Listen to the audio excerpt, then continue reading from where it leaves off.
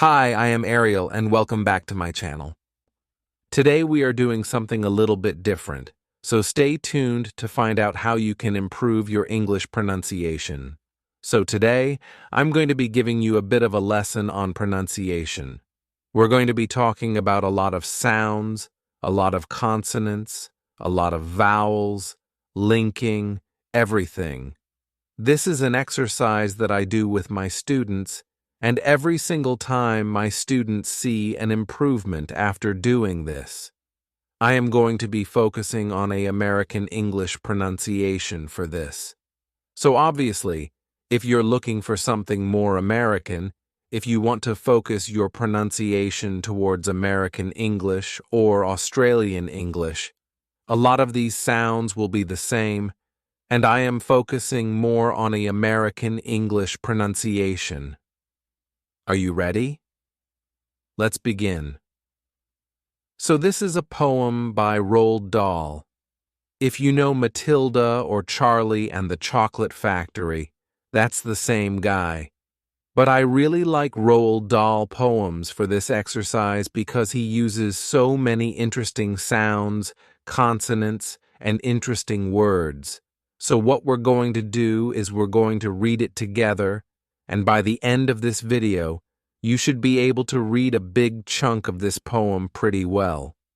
We're going to focus on the sounds that most people find pretty difficult, and hopefully, by the end, you'll feel pretty confident with those sounds. So let's start with the first 4 lines because it's always nice to... You don't want to interrupt a line in the middle of a poem, you know what I mean? This is how it would sound in the American English accent. The most important thing we've learned so far as children are concerned is never let them near your television set. So first of all, let's have a look at this linking sound here because we've got a consonant to a vowel, and that's normally the easiest link to make. All you need to do is, instead of viewing it as 2 words, we've got most and then important. I want you to imagine that it's like this, most important. The T actually goes in front of important. This is the same with most words where you've got a consonant and then a vowel straight after it. If you want to link them, just imagine that the second word begins with the last letter of the first word. So don't think of it as most important. Think of it as most important.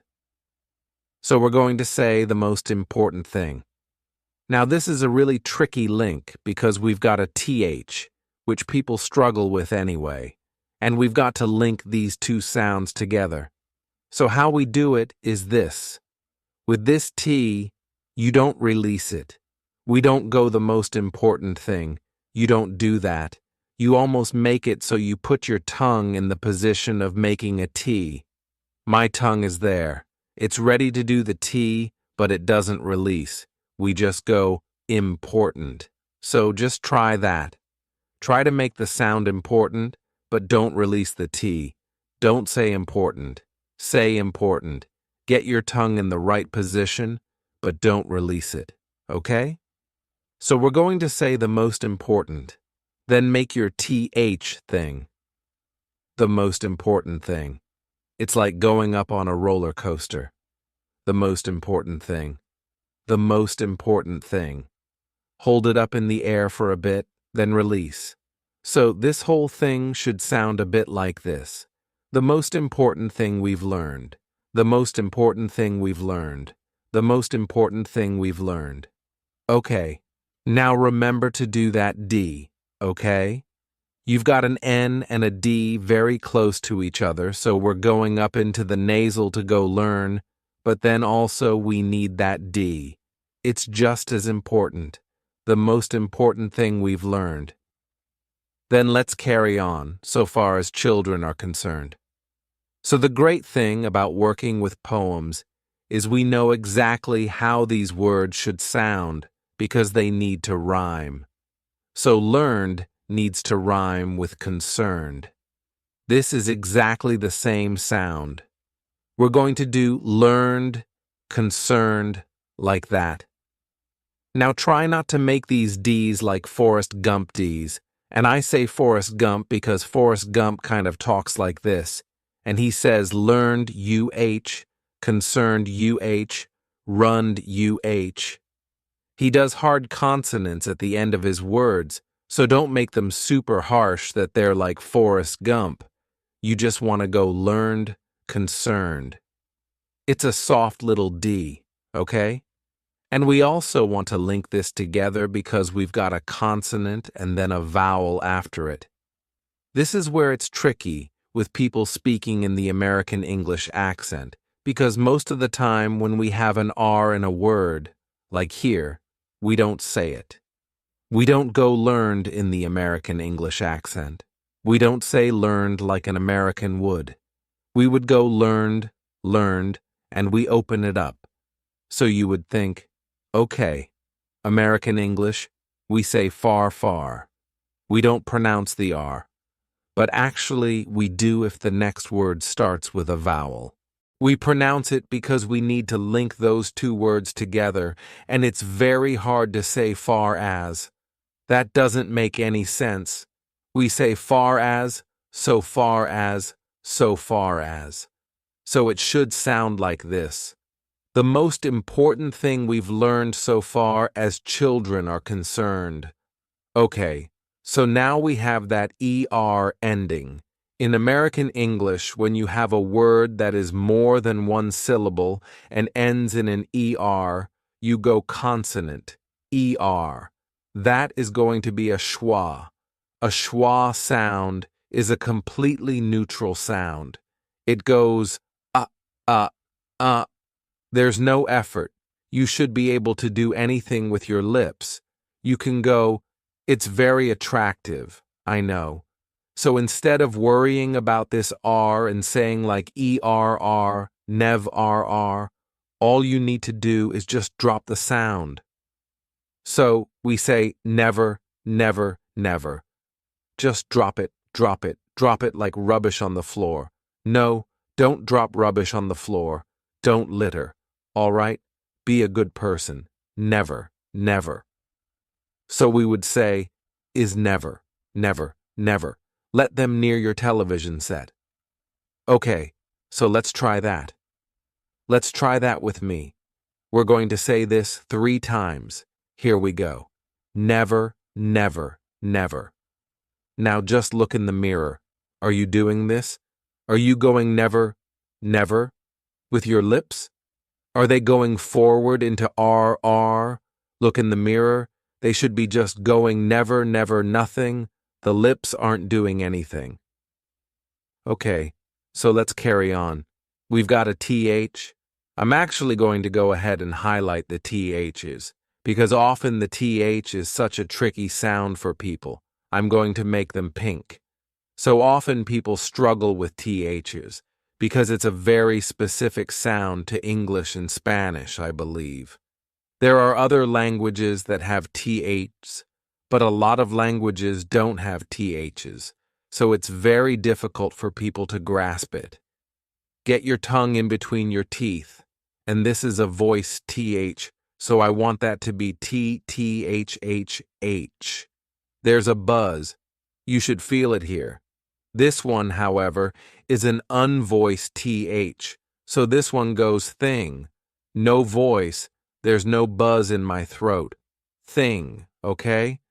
So let's try this one. Let's go from here, actually.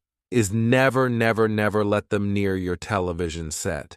And these R's, we don't say them because a consonant comes after them, okay? Look, consonant, consonant. So we are not going to say these R's. We say near your, near your. So let's try now. Actually, this let and them should be linked, because really, it's one line, isn't it? It's never, never, never let them near your television set. So do the same thing that you did here. You're going to nearly pronounce your T. Let, get the tongue in the right position, but don't release it. We just say, is never, never, never let. Tongue in position, but don't say it. Let them, then go straight to the TH, okay? so it should sound like this, is never, never, never let them near your television set. Okay? You're doing really, really well. Let me just highlight these schwas so that you remember these schwa sounds. What color should we make a schwa? Let's do a nice orange. So that's our schwa sound, okay? So I'm going to read that for you one more time. See if you can read it with me or read it after me, okay? The most important thing we've learned so far as children are concerned is never, never, never let them near your television set, okay? Let's move on to the next 4 lines. So here we have a lot of dark L's. We're going to make these make it a dark maroon, okay? So we have 2 different kinds of L's in American English. We have a light L, which is just, you flick the tongue there, just above the teeth. You go like a little fairy. A dark L is you take this part of the tongue and you press it just here, just up above the teeth, and you go. It's like your tongue rises up the back of your throat and blocks the airwaves so you can't get a really nice sound out. It's just. So instead of going, or better still, you don't need any lips. We just go, or better still, just don't install the idiotic thing at all. So you can notice when I'm making this dark L, I'm smiling, I'm going, because that's much easier to make rather than doing this. That's really hard to do. It's much easier when you smile, and a lot of the time people get in the habit of going still, and they make an sound. You shouldn't be doing it should be still. So look in the mirror again. Look what your mouth is doing. If it's going still, it should be still. And just to clarify the rules of dark L's and light L's, so dark L's come before a consonant, so like felt, or at the end of a word, so like well. We do a light L before a vowel, so Laura, or hello. If there's a vowel after it, it's light. Okay, so let's try those 2 lines again. So we've got, or better still, and here we have that schwa again, like never, never, never, better. Or better still, we don't pronounce this R either, because look, this is a consonant. So if an R comes before a consonant, we don't say it. Or better still, just don't install. Let's link that T here. Let's do what we did here. Put it here, so we're going to say, just don't install, just don't install. Now this is a really interesting link. So how do you think we link these 2 sounds together? We've got an E and an I, so if you're ever unsure, just try to say those 2 words as close to each other as possible. So, without taking a breath, the idiotic, oh, I kind of did a link there, but what sound did I make? The idiotic, it's a Y sound. So to link this, we say, or better still, just don't install the idiotic thing at all. Now why am I saying the, and why am I not saying the? Because here I said the, but here I say the. So the rule the is, like when the word after it starts with a consonant, so the most consonant. But the is, like when the word after it starts with a vowel. So because idiotic starts with a vowel, we say the idiotic, okay? So that's the rule. Sometimes we say that, sometimes we say the okay. Oh, and let's carry that T over as well. So it should sound like this, or better still, just don't install the idiotic thing at all. And let's highlight these THs as well. So you can see by the end of this exercise, everything is very colorful, and there's lots of different, colors and bolds. But that's just a way to help your brain remember, okay, I've got to do something here. I've got to focus. And you can just focus on making the sounds. You don't need to remember all the things that I've taught you because there's a lot to think about. But if you do colors, you draw on it and everything, you can just focus on making the right sounds. Okay, so the next two lines go like this. In almost every house we've been, we've watched them gaping at the screen. Okay, so we can definitely do some linking here because look, we've got consonant, vowel, consonant, vowel. That's so easy to link. You've got to link those together. So all we do is we do this.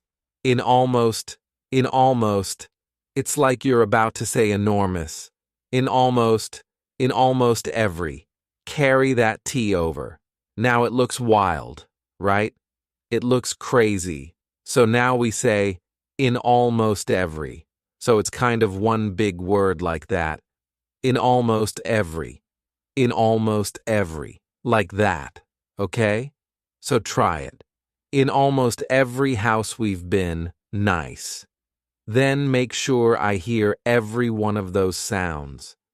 When people say watched, often it just sounds like watch. People forget the ED on the end. Sometimes people do it like watch D, do it with a D, but it's not a D, it's a T. Watched, watched. When you have a CH and an ED, it's going to be CHT. Okay? And make sure you don't say washed. A lot of people mix up. They say washed instead of watched. So I always say that this one, SH, is like the ocean. SSHHH. But this one, CH, is like a train. CH, CH, CH, CH. Don't mix those up, okay? Then this word gaping. Gaping is like when you're just like if your mouth is gaping open, it's just hanging open. Gaping means hanging open, really. At the screen, oh, look, we've got another T that we don't say. At the screen. So you go to say it, nearly say it, but don't release it. At the screen. So let me get rid of that. Make you pink. Make you like that. Okay? So let's try that whole thing. So, in almost every house we've been, we've watched them gaping at the screen. And that's at the screen, because this is a consonant, okay? Boom, boom, boom, boom, boom. Let's try the whole thing. Let's try the whole thing. So, see if you can read it with me. You ready? The most important thing we've learned so far as children are concerned is never let them near your television set. Or better still, just don't install the idiotic thing at all. In almost every house we've been, we've watched them gaping at the screen. Nice. Well done. Okay, now I'm gonna do a little test. Okay, little test. Test. So what kind of, well, we know this is a TH. Oh, forgive me. I've colored these wrong. See, we all make mistakes, don't we? We all make mistakes. Just making sure that's an unvoiced yes thing. Any other ones? No, we're good. Okay? So, we've got a voiced TH here. Then we've got this word. Now, this word means to just sit around and do nothing. I'm just like this. I'm not doing anything. Okay. But what kind of L is it? Is it a dark L like that, or is it a light? What do we think? So here's the answer. On its own, if we put that word on its own, it would be a dark L, because L is the last sound. And that's one of the rules of a dark L. If it's the last sound, it's dark. So it would be LOL, LOL, push that tongue, push it against the top of your mouth, they LOL. However, because we want to link words together, because that's what helps us sound really fluent. Now suddenly when we link it, there's a vowel after it. Oh my goodness. So now we have to follow the rules of a light L, because there's a vowel. So now we say they LOL, and slop, lol, and lyle, and we've gone back to a light L. So always follow the rules of when they are linked. When words are linked together, then decide if it's going to be a dark L or a light L. On its own, without linking, this would be dark. But when it's linked, it's light. So we say, they LOL and slop. That's another light L slop and lounge about. Lounge about is just, oh, I'm not doing anything. And we can link that G here. So instead of going lounge about, we're going to say, forget about that E. Actually, lounge about, lounge about, lounge about. Okay? So these E's, by the way, E's at the end of English words, a lot of them are completely pointless. So try not to get distracted by the E's. Think about the sound before it, that G is what's important. Okay? So let's try that together. They LOL and slop and lounge about. Lovely.